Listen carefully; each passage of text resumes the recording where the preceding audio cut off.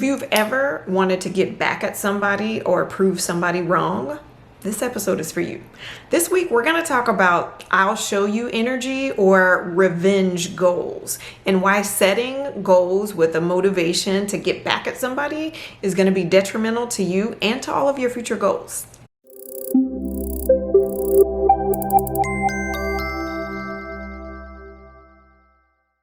Welcome to How to Be a Dangerous Woman, a place where we dive deep into breaking down into what makes amazing women just like you think, feel, and perform at levels beyond what you thought was possible.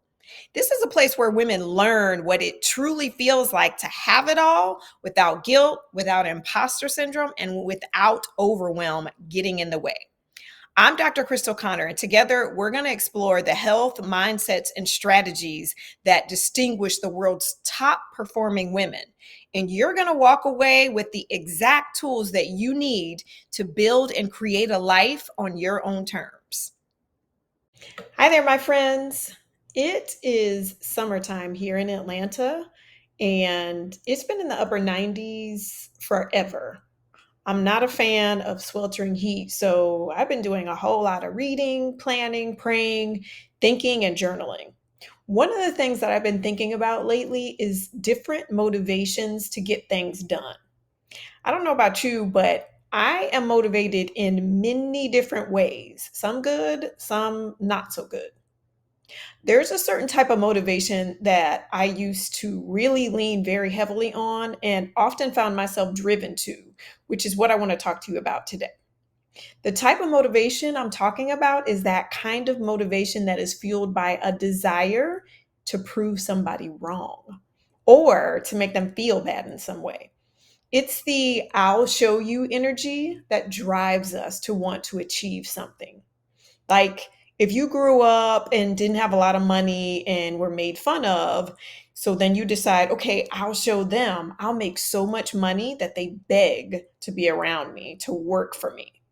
Or if you ever had your heart broken and someone you love chose to be with somebody else, you might decide to get in the best shape of your life, buy a whole new wardrobe, and make sure that the next time they see you, they really regret that they ever left you.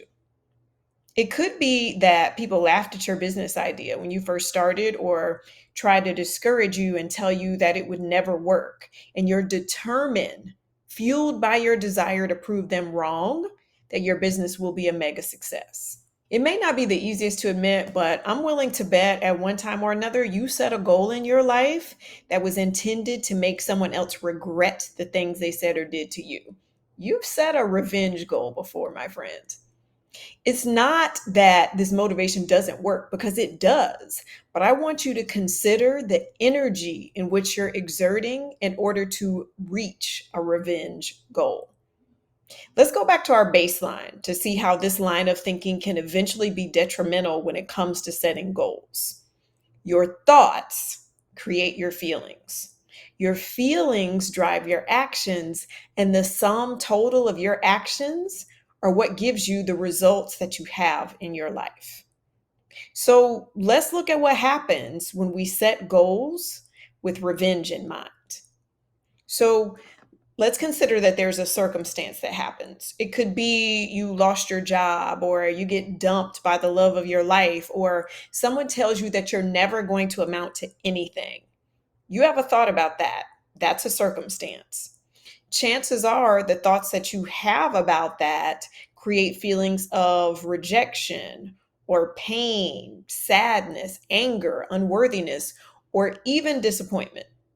Now, I want you to notice the feelings I just listed. These are all the feelings that most of us would consider to be in the category of negative emotions. In other words, none of us likes walking around feeling any of those things. What do you do when you feel rejected, sad, angry? Can you think of the actions you take from those feelings? What have those actions led to in your past? Look over the course of your life. What do you do when you feel those feelings, and where do those actions lead you? What type of results do you get? Without a doubt, 9 times out of 10, I bet that the actions that you take from a place of feeling those feelings do not get you to where you want to be. And if they do, I guarantee that you have felt crappy the entire way. When you create revenge goals, not only are you driven to action through negative emotions, you're also so focused on the object of your revenge that you can't see yourself enough to realize that your internal driver is causing you more harm than good.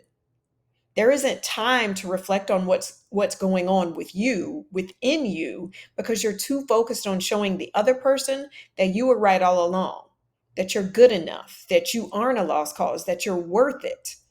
The problem is you're spending time trying to convince the wrong person. You're operating from a place of insufficiency and not enoughness. It's the reason you feel like you have to prove something to anyone in the first place. The work is not in you achieving the goal to prove something to someone else. The real work is in you believing that you are enough just as you are, that regardless of what other people have done to disappoint or hurt or reject you, you are not in any way required to prove to them that they're wrong. What you owe to yourself is to spend that time reinforcing your worthiness to yourself. Can you see that when you're focused on the other person, you miss this? You miss the opportunity to grow and love yourself from a place of abundance versus from lack and scarcity.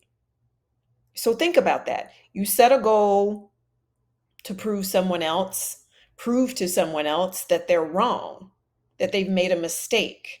You feel terrible throughout the entire process because you're trying to change someone else's thoughts about you. You are inherently trying to control the narrative, sway their thoughts and beliefs because you believe you need that to happen in order that you feel complete and full so that you can show them and be happy again. And so often, what happens is that when you do achieve the goal, fueled with anger and resentment or bitterness, you will realize that nothing has changed. You don't feel completely vindicated. It doesn't create the fullness and the wholeness that you thought it would. And most of the time, the other person doesn't even respond or react in the way you thought and hoped that they would. You did all of that work just to show them, and you end up feeling just like you did in the beginning: rejected, angry, disappointed, sad. Nothing changes.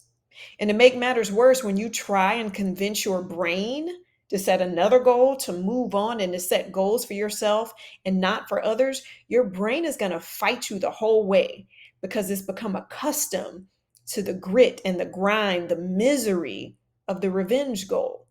It has become your new normal, and your brain isn't going to want any parts of doing it any other way, no matter how uncomfortable and how illogical it seems. You spent so much time in a prolonged state of negative emotions, your body resets what is normal and comfortable to accommodate you. That's just how amazing our bodies are. That's how amazing our brains are. Your brain will remember the feelings of misery and pain that you endured while working to achieve the revenge goal, and it wants no parts of doing it any other way. So even when you try and set healthier focus goals, your brain will seek out ways to get back to the new normal, the new preferred state of comfortably uncomfortable, and you will find yourself self-sabotaging and looking for ways to operate in that "I'll show you" energy. And think about it. Do you really want to give the credit to someone else as the reason why you were able to achieve your goal? Do you really want to be celebrating a big accomplishment, thinking of someone who has caused you pain in some way? Do you want to share the memories of your biggest life achievements with the memories of things that hurt you? So here's what I want to offer to you.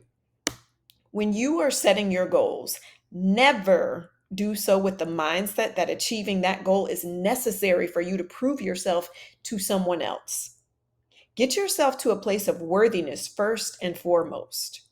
You have to believe that you are worth creating and living a happy, purposeful, fulfilling life, regardless of anything or anyone else. No matter who leaves you, No matter what job you lose, no matter how much you weigh or how much money you have in the bank, none of that qualifies or disqualifies you. I need you to hear me. I need you to get that before you try and quickly move to setting your next goal, you do this work. Then I want you to focus on why you want to achieve your goals. If your top 10 list of reasons is a list of names, I want you to reevaluate what you really want versus what you want to prove. If you find yourself in the show and prove energy, go back to step one. Go back to finding worthiness within yourself because of who you are, not because of anything else. Take some time and really set goals that will serve as the foundation and building blocks for creating an amazing life.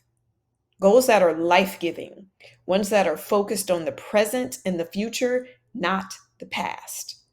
You should not ever be looking backwards to set your goals.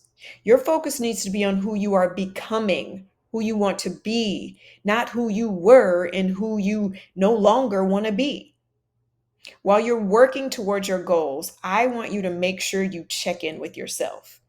Catch yourself. If you find the motivation behind your action start to shift towards revenge motivation, and that energy and that I'll show you energy, redirect your thoughts right in that moment. You don't have to feel bad about it. Don't make yourself wrong. Redirect your thoughts. I remember when I left my pharmacy management position years ago, hearing through the grapevine that my old boss had questioned why in the world I would leave behind such a really great, lucrative, and prestigious position to do something that had nothing to do with pharmacy. When I heard that, y'all, I was immediately filled with show and prove energy. I distinctly remember thinking, I'll show him. I'll show him that I'm not making a mistake here. And I spent more time than I would like to admit thinking about that, plotting and planning as if I had the power to make him think anything. How he would feel once he saw what a fantastic success I had become. That's what I spent my time doing. I allowed my focus on him to rob me of the time I needed to really convince myself that I wasn't making a mistake, to work on my own thoughts about what I was doing and why I was doing it, to get really solid on my own why that honestly had nothing to do with him in the first place. This is literally why it took me over a year after starting my coaching business to actually tell people that I was a coach, to actually offer to help people. I hadn't dealt with my own thoughts and feelings about what I was doing. I diverted my attention.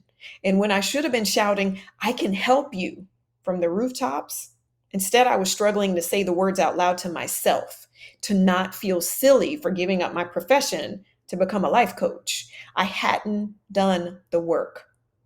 When I finally took my eyes off of proving myself to others and spent the time to develop belief in myself, it was over with. Game over. There was no stopping me at that point. This is what I want for you, my friends. I want you to achieve your biggest, scariest goals. I want you to make your dreams a reality, and I want you to celebrate every step of the way. Don't make it about anyone else. Don't bring that I'll show you energy into your celebration. Do it for you. Do it for those that you love. Do it for the life you know you were created to live and the purpose you were meant to fulfill. All right, my friends, that's all for this week. Take a real hard look at your goals. Regroup, reevaluate where necessary, reprioritize if you need to. There is no shame, no judgment in any of that. This is part of being a dangerous woman. We fall, we cry, we mess up, we get off track, and we get right back up and right back on track. Okay, I'll see you back here next Monday. God bless you and have an amazing week. If you found today's episode helpful, go ahead and hit that subscribe button and subscribe to this channel so you never miss an episode. And I'd really love to hear how you're doing. You can find me at Dr. Crystal Connor on Instagram, Facebook, and LinkedIn. I can't wait to hear what progress you've made. So until next week, see ya.